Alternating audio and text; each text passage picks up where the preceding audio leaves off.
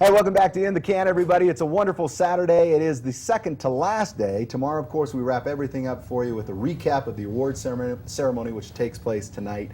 But today, right now, on our set, we've kind of got this wonderful international flair. And there's something about a British accent that just kind of grabs you. And so that's what we're going to do right now, is talk with a couple of fine young directors, co-directors of the film Black Gold. This is Mark and Nick Francis from England. Great to be here. Nice to see you. This is Mark. This is Nick. Guys, Black Gold. As soon as I saw the title, I'm thinking, wow, this is obviously about oil. Wrong. Tell me, what's this film about? It's about coffee. Imagine your coffee cup, and imagine deconstructing your coffee cup and going into a world that you haven't been in. That's essentially the starting point for the film. And we follow an Ethiopian coffee producer around the world to Seattle, London, and various other places as he tries to get more money, essentially, back to the coffee growers, rather than it being siphoned off by all the middlemen in between and the companies who take a large chunk of the money and keep the coffee farmers in a situation which is, tantamount to crisis, basically. So he's trying to basically do something immediate and now to solve the issue. See, I find, as I read about your film, one of the first things that struck me is, shows you how naive I am. As soon as I hear coffee, I think, oh, Bolivia, Colombia, South America. Ethiopia is literally kind of the breadbasket, as it were, of coffee. Is that correct? Yes, that was what we found so interesting when we stumbled across Ethiopia. We heard that it was also the birthplace of coffee. It's known as producing one of the best quality coffees in the world. And 60% of Ethiopian export earnings is dependent on coffee production.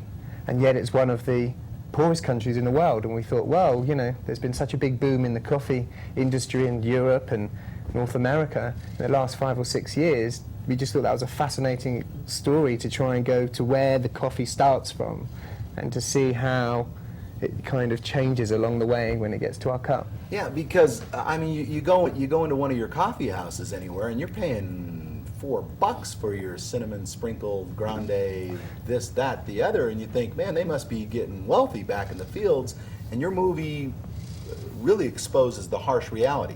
That's one of the starting points of the film, where the guy who we follow all around the world, he talks to the cooperative of farmers who he's representing and has this conversation with them. Do they know how much in a coffee bar in the US or the UK you pay for they are having this realization because obviously they're totally removed from that process. He tells his cooperatives. That's right. And he represents 70,000. That's right. That's amazing. Well, this is actually what we're going to see in the clip. So let's go ahead and do that right now. We'll come back and talk afterwards a little bit more about this really fascinating movie, which has been getting a lot of buzz. So congratulations to both of you. Here is a clip from Black Gold. Take a look.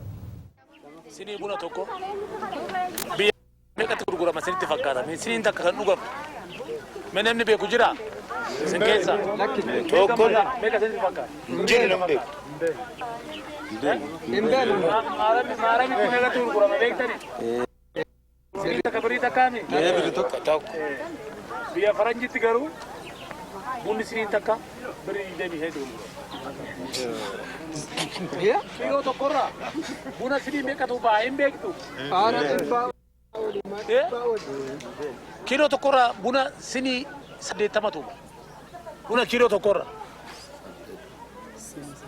sini sadetam sun beri digda mishani no good oftan megata beri di balamata kilo to kome ka base chura beri di balama base chu isina sit kilo to kome kargata beri afurfa shanfa kana hola altat male sini fakata me You guys have got me, if you got me here looking at all these films every day and you got me going like this, talking with you, saying, hey, whoa, this is a fascinating film. Where did you guys start this? Where did the concept come from? I realize, were you sitting back having a latte? Where did this come from? I think, should I take it? Yeah, go right ahead, Mark. I think we were sitting back, chatting with our coffee, working out how we can tell a really engaging story about Africa and why it's as poor today as it was 20 years ago. I mean, there was a Live Aid concert in 1984, Sure. which was really big in London, I think Philadelphia. Yep. And we knew that this was back in 2003, that soon there was going to be a 20-year anniversary. But we wanted to try and go into that world from a completely different angle with something that we can all relate to here as consumers, so that we can relate to. The relationship between us and them is very close because they provide us with a lot of things that we use on a day-to-day basis. And that's kind of why we wanted to go in with that story of coffee and trade. I'm interested, Nick. Let's go just past this clip. What was their reaction when it finally sunk in? Wait a minute. Are you telling me that you're getting? If I understood the clip correctly, we were up to 2,000. Let's just go to dollars because I didn't understand. I think it was 230 against like 57 cents. So $230 is what they were able to get out of what the kilo. The corporate the corporate farmers were selling for 50 cents. That the kilo ultimately is sold for $230, and you can make lots and lots of cups of coffee from that.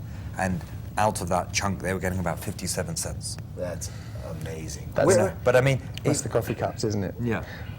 When you buy a kilo of coffee from the coffee farmers, and that's translated to 80 cups of coffee, you can make 80 cups with it. Which translates into that. You've got to add $1.50. the value Sure. of cafes and everything when the consumer buys it. That's the ratio. So Absolutely. and then, but I mean, you've got a situation there where for the last 100 years, most of Africa have remained just suppliers of the raw commodity. So in this case, coffee beans. And what needs to happen, and what certainly the film alludes to, though doesn't go into detail on, because it's following this guy's journey in the present, is a situation where the production plants are in Ethiopia, so they're producing the nice packets and the finished product, so they can get more of the value chain. That's what they're trying to do. Eventually, that's exactly what they need to point to in order to get more of the $3 of that cup of coffee or of the packet of coffee. Until that happens, it's going to be very difficult to, shift where the, profits are going. You know what? I say we find some investors, do it ourselves, and we package it as black gold because.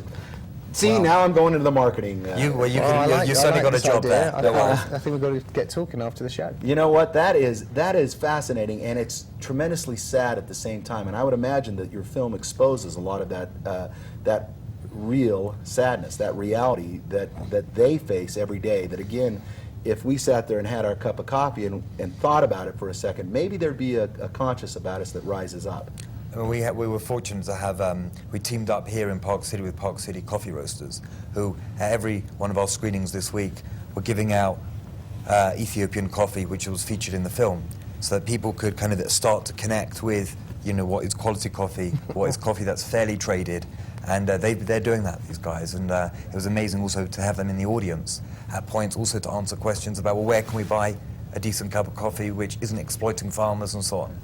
They were there. But and the reaction, similarly, someone else watched the film earlier in the week in the premiere night and was so moved by a scene in the film where coffee farmers are discussing with each other how they're going to afford to build a school in their area. They thought they would just move ahead regardless of the fact they didn't have enough money, and one guy stood up at the end and said, how much does it cost? And we discussed with each other, and I estimated it to be about $10,000, and he wrote a check for $10,000 there and then to the co-op union, Coffee Farmers Union, to help them with their kind of development projects, of which schools are a part. Mark, just quickly, because we do have to run here, I want to know, we heard a little reaction from your brother. How has the reaction been from the audience? The reaction's been amazing. We've had the most incredible. We've been in the Holiday Village Cinema, the 180, 200 seaters, but we've had 100, 150 people still queuing outside at the end of each screening. Q&A sessions have been really on fire, just bombarded with so many different questions that everyone has about totally, completely different aspects about the film that they really want to understand, and things that they want to try and do about it, really, as a result of having been exposed to it. And you know, congratulations on being here, guys, because the festival, we've talked many times, is really getting back to its roots. And I think it's because of directors, filmmakers like you guys. It's like, let's do something in our art that raises kind of a consciousness out there. And you guys have done a wonderful job of it. So congratulations. We hope that you come back. We hope that you get back here and we can visit with you again, okay? And best of luck with everything. Thank you so much, Thanks a lot. okay? This Cheers. is Nick. This is Mark, the Francis brothers. The film is Black Gold. Check it out. All right, when we come back, we're going to have The Buzz. It's the winners and the losers here at Sundance. We'll have that right after this as In the Can rolls on.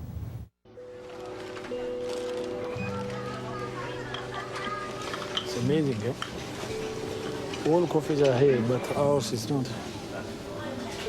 No Ethiopian coffee at all.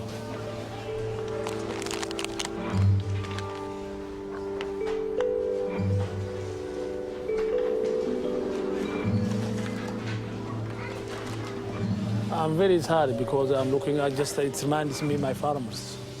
They are desperate and they are getting a very low price. Their dairy income is very, very low.